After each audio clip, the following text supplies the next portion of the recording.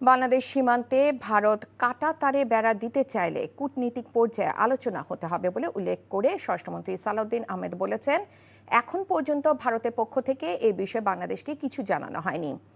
ঈদুল আজহাকে কেন্দ্র করে আইন শৃঙ্খলা সংক্রান্ত বৈঠক শেষে সাংবাদিকদের প্রশ্নের জবাবে তিনি এসব কথা বলেন। ঈদ উপলক্ষে পোশাক শ্রমিকদের বেতন ভাতা পরিশোধ সহ ছুটি প্রদান, সড়ক মহাসড়ক যানজট মুক্ত রাখা এবং কোরবানি পশুর হাটের নিরাপত্তা নিশ্চিত করতে এই বৈঠকে আলোচনা হয়। বৈঠক শেষে সাংবাদিকরা ভারতের পশ্চিমবঙ্গ সরকারের পক্ষ থেকে বাংলাদেশ সীমান্তে কাঁটা তারে বেড়া দেওয়ার জন্য জমি বরাদ্দ দেওয়ার বিষয়ে জানতে চাইলে স্বরাষ্ট্রমন্ত্রী বলেন, একটি দেশে কোনো একটি রাজ্য সরকারের সিদ্ধান্তের বিষয়ে সার্বভৌম দেশ হিসেবে বাংলাদেশ কোনো প্রতিক্রিয়া দেখাতে পারে না।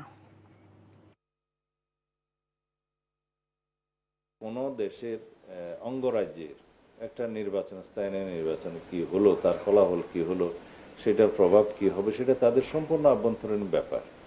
এখানে কাঁটাতারের বেড়া যদি ভারতীয় সীমানার মধ্যে নোম্যান্স ল্যান্ড বজায় রেখে যদি সেই দেশ দিতে চায়, সেটা ডিপ্লোম্যাটিক ওয়েতে আমাদের আলাপ আলোচনা হবে, কিন্তু সেরকম কোনো ইস্যু তো প্র্যাকটিক্যালি ভারত সরকারের পক্ষ থেকে আমরা দেখিনি। আমরা সীমান্ত পাহারা দেই, বিজিবি সতর্ক আছে কোনো রকমের যাতে কঠিন না হয়, আর সেরকম কোনো ঘটনা আমাদের এখানে এখনো নজরে আসেনি।